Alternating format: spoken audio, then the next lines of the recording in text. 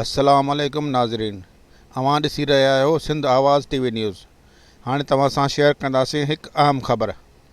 जीए सिंध क़ौमी महाज़ पारां प्रिया कुमारी जी बाज़ियाबी, दाड़ियल कल्चर नामंज़ूर, फातिमा फुरड़ो जे क़ातिलनि जी गिरफ़्तारी, दौलतपुर कॉलेज में उस्तादनि जी खोट ऐं वधंदड़ बदअमनी, ॻाटे टोड़ महांगाई ख़िलाफ़ रैली कढी मुज़ाहिरो कयो वियो।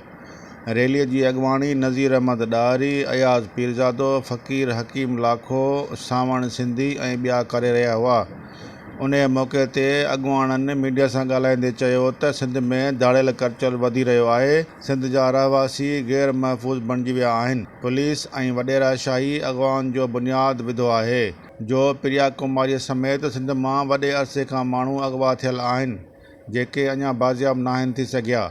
गुज़िरियल ॾींहुं कश्मीर में बाज़ियाब थियल माण्हू बि ड्रामाई अंदाज़ सां बाज़ियाब ॼाण इज़हार कया विया आहिनि। उहे बि उतां जे वॾेरनि जे बंगलनि मां कढी पुलिस जे हथां मंज़र आम ते आंदा विया हुआ। उन ज़ुल्म ऐं नाइंसाफ़िन खे सिंध वासी आख़िर केसि ताईं बर्दाश्त करे सघंदा। हिननि फातिमा फुरड़ो, शहीद सहाफ़ी जान मोहम्मद महर जे क़ातिलनि खे इबरतनाक सज़ाऊं ॾेई सिंधनि वारसनि सां इंसाफ़ जी पिणु घुर कई वई आहे।